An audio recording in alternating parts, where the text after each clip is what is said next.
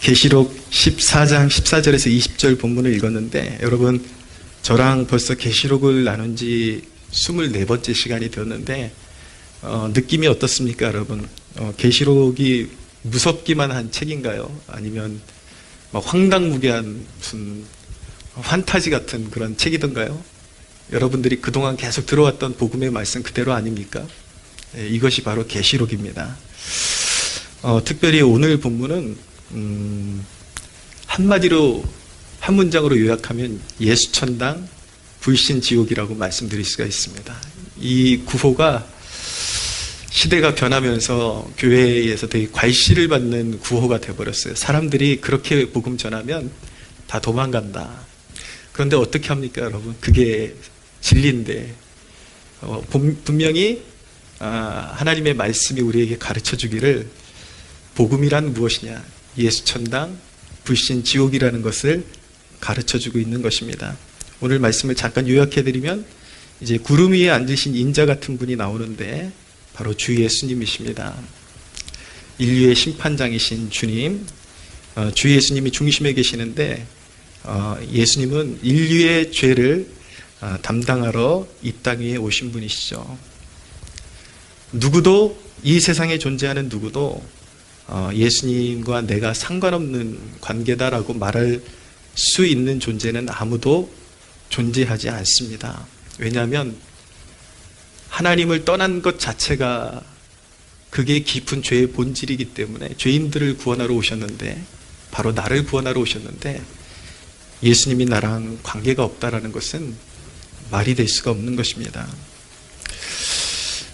예수님은 산자와 죽은 자의 심판장으로 세워주신 분이십니다. 그분은 십자가에서 죽으시고 부활하시고 승천하셔서 산자와 죽은 자의 심판장으로 세워주시는 분이십니다. 사도행전 17장 31절에 보면 이는 정하신 사람으로 하여금, 예수님을 말씀하는 겁니다, 천하를 공의로 심판할 날을 작정하시고 이에 그를 죽은 자 가운데서 다시 살리신 것으로 모든 사람에게 믿을 만한 증거를 주셨습니다. 이미 부활의 증거를 주셔서 영원한 심판과 또한 믿는 자들에게 영원한 구원이 있다라는 것을 증거하셨다. 부활이 있음을 증거하셨다 라고 말씀하고 있는 것입니다. 베드로전서 4장 5절에 보면 그들이 산자와 죽은 자를 심판하기로 예비하신 이에게 사실대로 구하리라. 예수님은 산자와 죽은 자를 심판하시는 심판장이십니다. 근데 이 예수님께서 지금 중심에 앉으셔가지고 천사 한 명이 나와서 당신의 예리한 낫을 휘둘러 곡식들을 거두소서, 곡식들이 다 익었습니다. 그러니까 주님께서 예리한 낫을 휘둘러가지고 아주 충실하게 익은 곡식들을 다 거두어 들이시는 대목을 보여주고 있는데, 또 다른 천사가 나와서 또 다른 천사에게, 그 다른 천사도 예리한 낫을 가지고 있어요. 그 예리한 낫을 가진 천사에게 너의 손에 있는 예리한 낫을 휘둘러서 포도송이를 거두라. 포도가 다 익었다. 그러니까 그 낫을 가지고 있는 천사가 휘둘러서, 예리한 낫을 휘둘러서 그 포도송이들을 다 거두어 드리는데, 그 포도송이들은 의인들을 말하는 것이 아니라 믿지 않는 자들, 하나님 떠나서 죄악 가운데 살아가던 자들, 그들을 이제 형틀에다가, 심판의 틀에다가 다 쏟아붓고 이제 심판을 하시는 대목을 보여주고 있는 것입니다. 진노의 포도주 틀에 그 포도 송이들을 다 넣어서 그 틀이 밟히니 틀에서 피가 흥건하게 흘러나간다라고 말씀하고 있습니다. 이것이 지금 제가 읽어드린 말씀의 요약인데, 우리는 이 본문을 통해서 구원에 관한 몇 가지 포인트를 잘 관찰할 수가 있어야 합니다. 먼저 이 본문에 보면은, 자, 믿는 우리, 제가 말씀드리는 우리는 믿는 자들을 말하는 것입니다. 믿는 우리를 곡식이라고 하십니다. 곡식이다.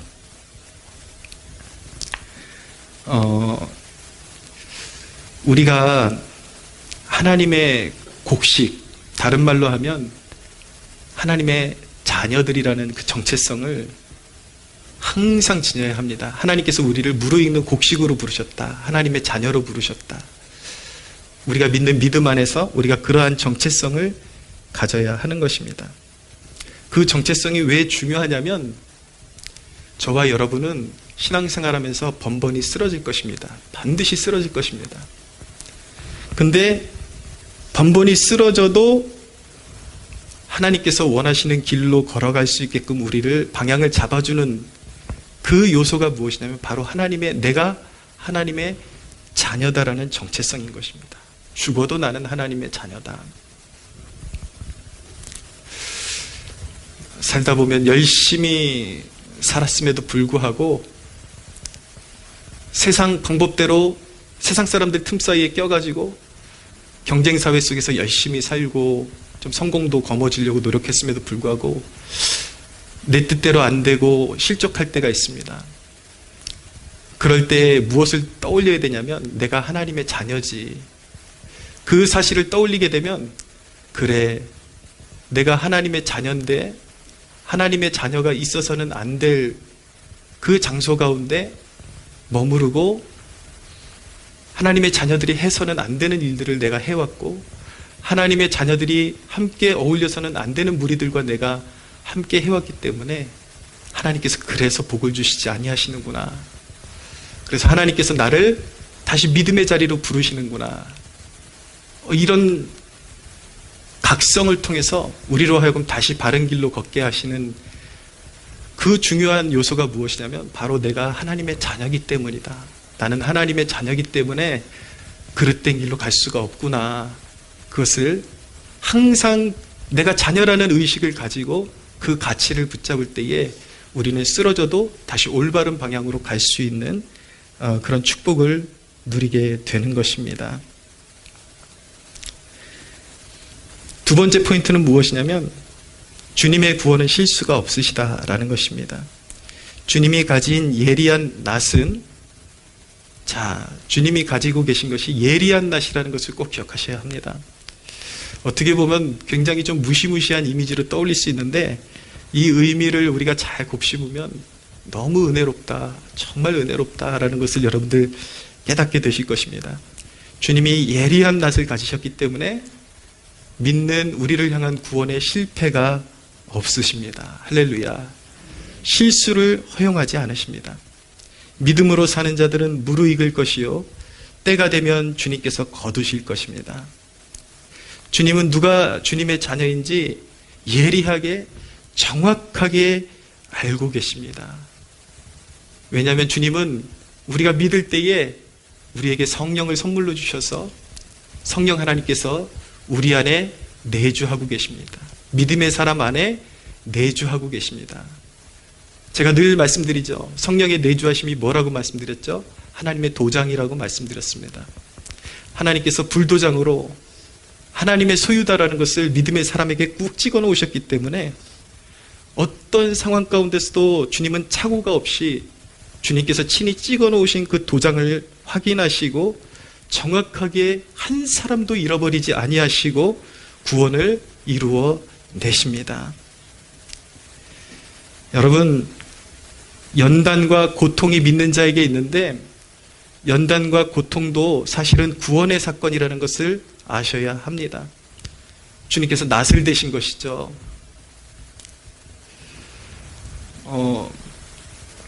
우리 여기 경동관장님이 제 운동 지도해 주시잖아요.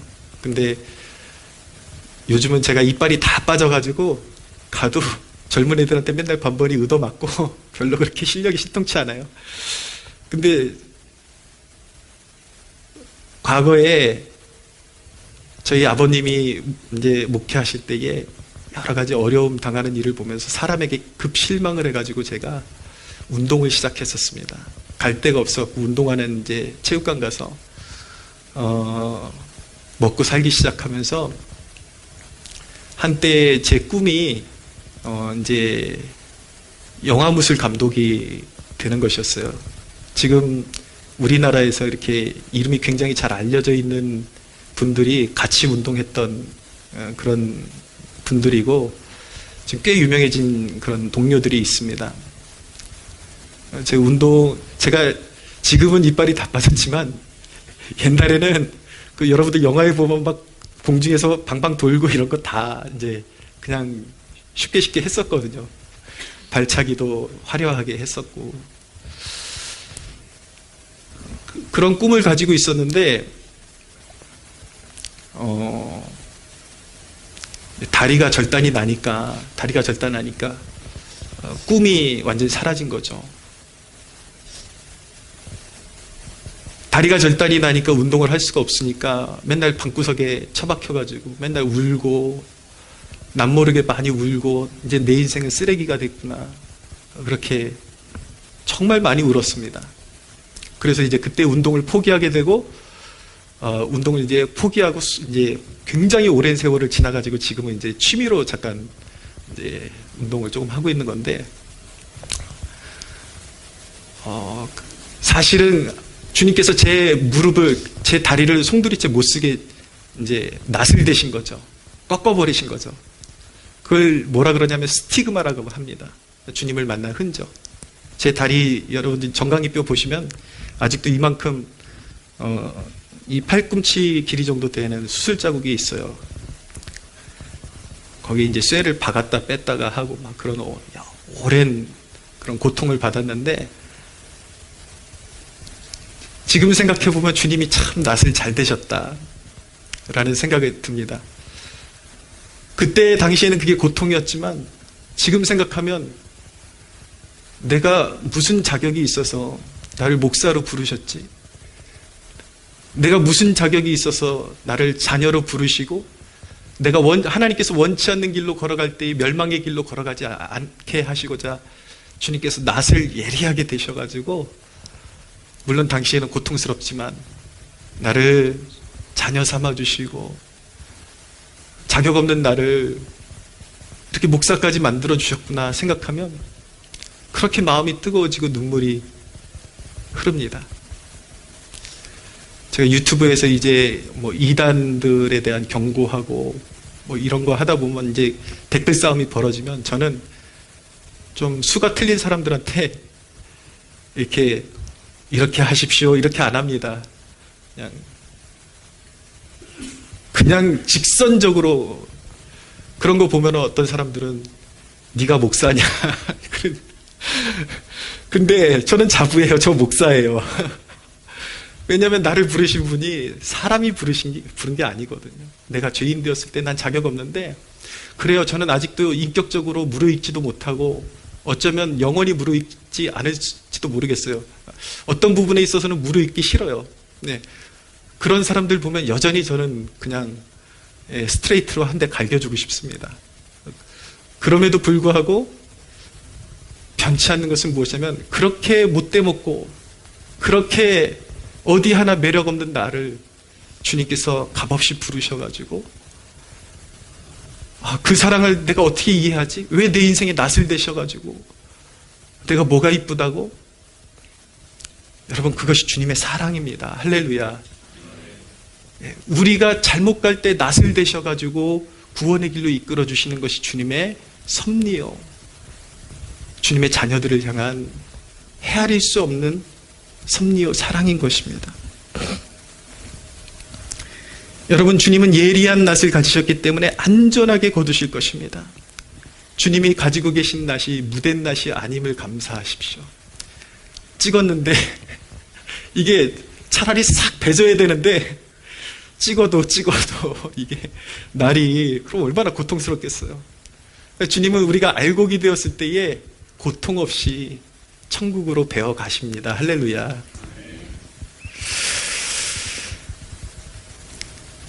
주님이 낫을 가지고 계시기 때문에 우리가 죽는 날에 마귀 새끼들이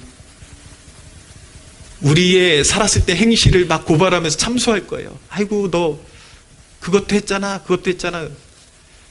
주님이 낫을 가지고 계시기 때문에 마귀의 주둥이를 shut up. 마귀의 참소를 막으시고 주님이 우리를 거두어 가실 것입니다. 할렐루야.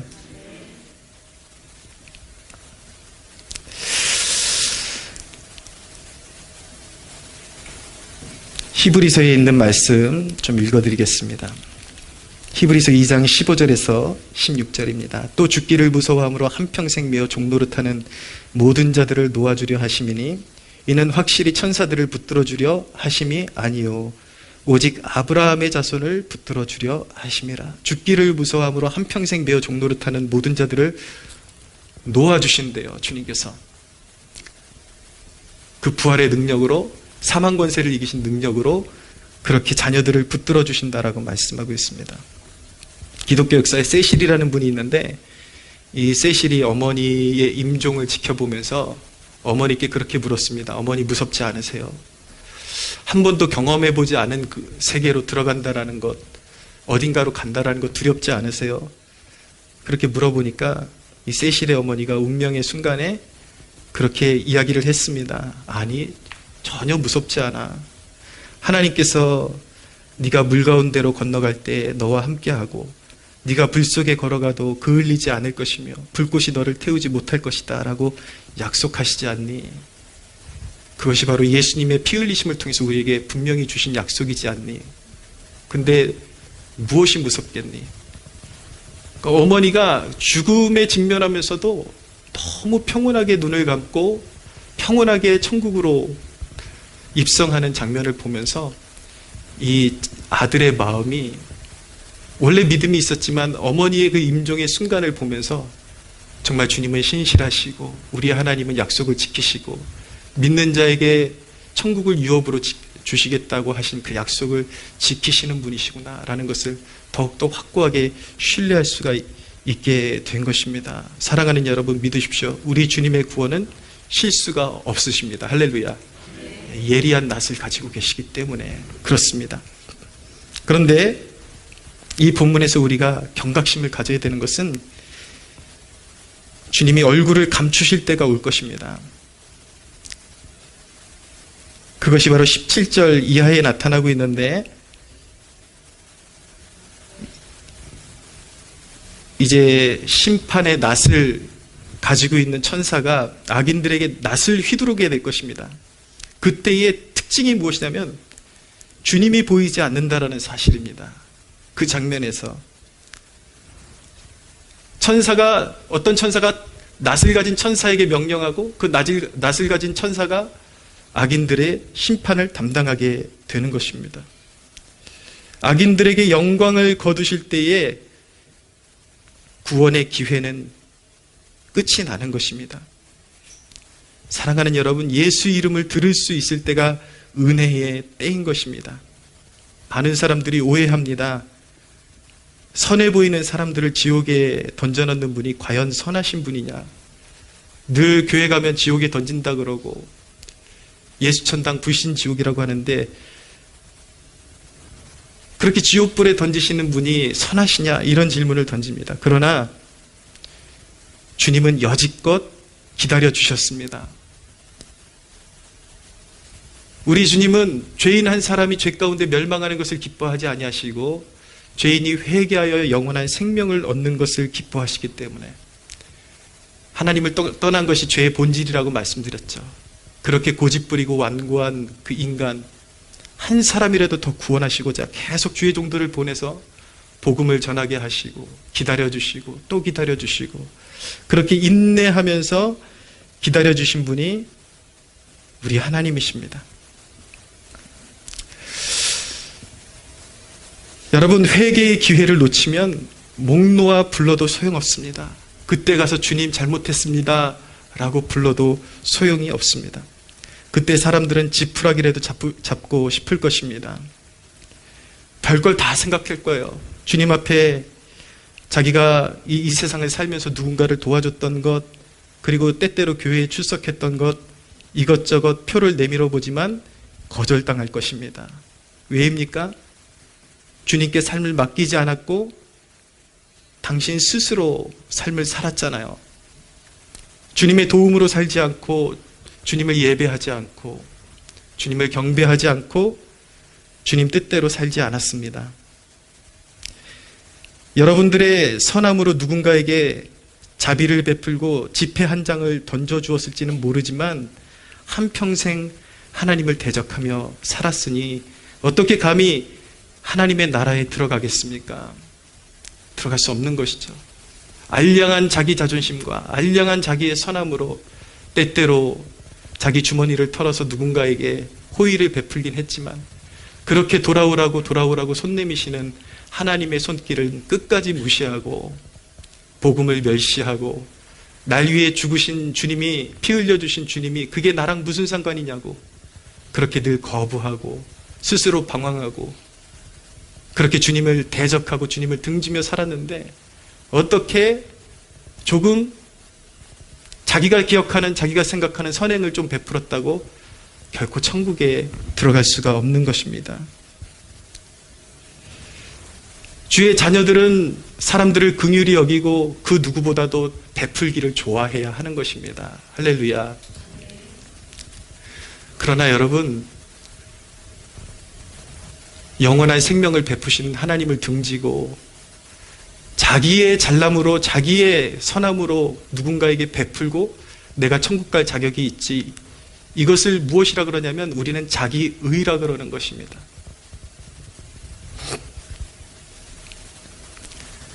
여러분 생각해 보세요. 나 나름대로 착했는데 그게 과연 통할까요? 내가 당사자고, 예를 들어서 제가 당사자고 저에게 상처를 굉장히 입히고 저를 굉장히 모욕하고 제 말만 나오면 가십거리로 만들고 그렇게 알 수 없는 분노를 쏟아붓던 사람이 저쪽에 보니까 알량한 착한 척하면서 누군가를 막 도와주고 저한테 보란 듯이 그러면 얼마나 가증스럽게 보이겠습니까? 결국 죄의 문제는 하나님과 인간의 문제인데 하나님과의 관계의 문제를 해결 받지 않고 자기의 선함을 가지고 누군가를 조금 도와준 걸 가지고 이것으로 천국에 들어갈 수 있지 않을까? 천국은 그런 곳이 아닙니다. 나의 행위나 나의 선함으로 들어가는 것이 아니라 예수의 보혈, 하나님의 은혜, 오직 믿음으로 들어가는 곳이 바로 천국인 것입니다. 할렐루야. 18절에 보시면은 끝에 내 예리한 낫을 휘둘러 땅에 포도송이를 거두라. 그 포도가 익었느니라 라고 말씀하고 있는데, 포도가 익었다라는 것은 죄의 관영의 상태를 말하는 것입니다. 회개하지 않은 죄인의 죄는 계속해서 쌓여만 가는 것입니다. 죄를 씻음받지 않으면 내가 기억하는 죄, 기억하지 못하는 죄, 그 하나하나가 내 머리에 하나님의 진노로 계속 쌓여가는 것입니다. 진노를 피할 수가 없는 것입니다. 그러나 죄를 씻는 능력은 오직 예수의 피, 십자가에서 우리 위에 죽으신 그리스도의 보혈의 공로로 죄가 씻어짐을 믿으시기를 바랍니다. 20절을 보시면 심판의 처참함을 보여주고 있습니다. 성 밖에서 그 틀이 밟히니 틀에서 피가 나서 말굴레에까지 닿았고 1600 스타디온에 퍼졌더라. 이루 말할 수 없는 비참한 심판이 있을 것입니다. 차라리 죽고 끝나버리면 괜찮은데 죄인의 영혼은 살아서 영원히 죽을 수 없고 불과 유황이 타오르는 지옥불에 떨어져서 영원토록 나올 수 없고, 지옥에 한번 떨어지면 영원히 나올 수 없고 그곳에서는 다시는 회개하는 일은 존재하지 않습니다. 그런데 여러분, 감사한 일이 무엇인지 아십니까? 바로 지금 여러분들이 숨쉬고 살아있는 이 순간이 바로 은혜의 때라는 것입니다. 천국문이 열려 있습니다. 얼마나 감사합니까, 여러분? 아직까지는 주님께서 해처럼 선인과 악인 모두에게 빛을 비추시고 계십니다. 기회가 있습니다. 끊임없이 방황하는 자들에게 주 예수님은 나의 손을 잡으라고 말씀하십니다. 사랑하는 여러분, 끊임없이 하나님을 배역하고 거스르고 등 돌리고 그렇게 살아가는 인류에게 주님께서 지금이라도 돌아서라고 말씀하고 계십니다. 사랑하는 여러분, 이 가운데 아직까지 주님을 인격적으로 모시지 않은 사람들이 있다면 오늘 여러분들의 인생에 가장 탁월한 결단을 내리는 축복이 있게 되기를 바랍니다. 주님 품에 안기십시오. 예수 그리스도의 품에 안기십시오. 어떻게 안길 수 있습니까? 끔찍한 죄가 나를 사망의 벼랑 끝으로 몰아넣고 있음을 깨닫고 주님 앞에 엎드려 용서를 구하십시오. 아, 내가 죄 덩어리이구나.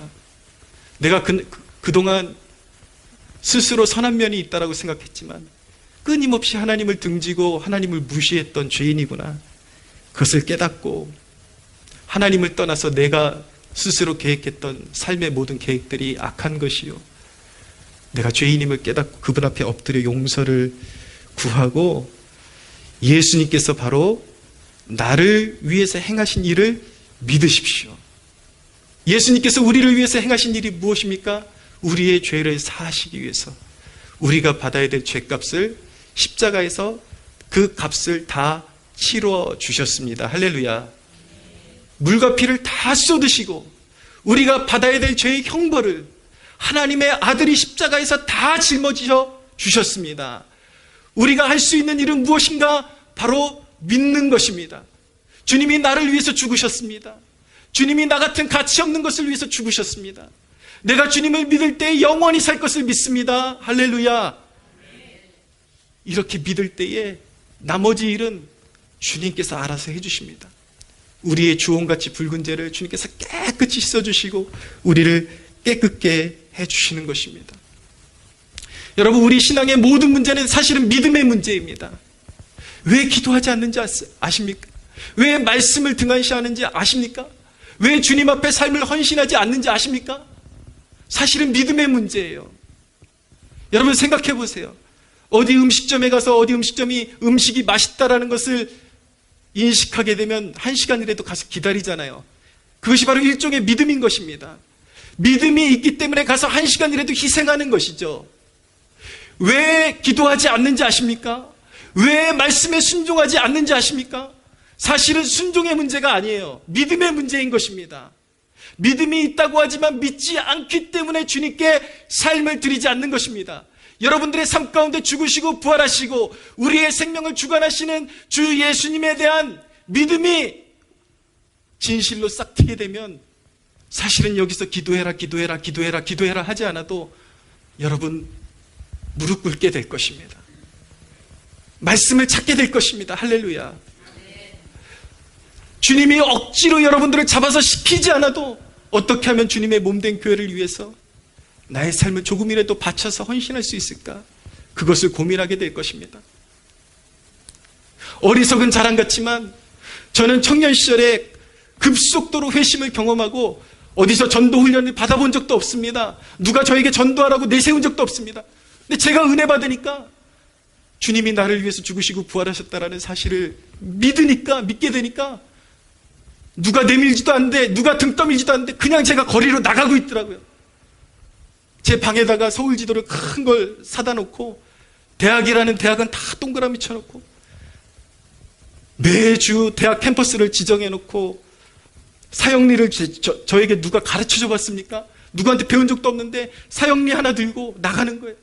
나가서 예수님 믿으시라고 사람들한테 괄시받는 눈길 받고 멸시받고 그래도 그게 너무 행복한 거예요.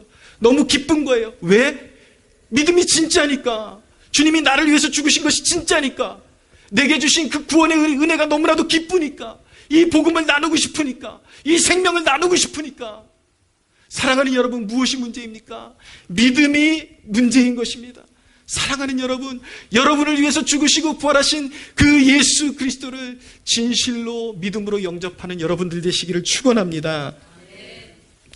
사랑하는 여러분, 구원이란 모호함 속에서 걸어가는 것이 아닙니다. 여러분이 믿음으로 주님을 추구하고 주님을 사랑할수록 주님은 여러분들의 삶 깊숙이 더 깊게 풍성하게 임해 주실 것입니다. 저는 여러분들의 삶 속에 임재의식이 더욱더 깊고 풍성해지기를 축복합니다. 여러분 생각해 보세요. 여러분들의 삶 가운데 주님의 은혜가 없는 게 아니에요. 하루를 마무리하면서 잘 생각해 보십시오.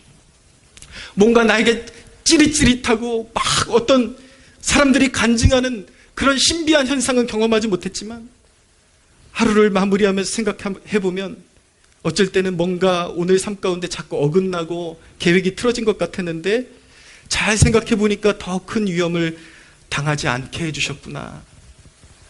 내가 인식하지 못하는 사이에 주님께서 내 삶에 임재하셨구나 라는 것을 깨닫게 되는 것입니다. 풀리지 않는 인생의 고민의 문제가 있었는데 사람을 통해서, 설교 말씀을 통해서 주님의 음성이 들려오게 되는 거예요. 아, 그렇구나. 그 깨달음을 통해서 믿음을 갖게 되고 다시 일어서게 되고 그런 과정을 통해서 나의 삶 가운데 오늘 주님이 역사하셨구나.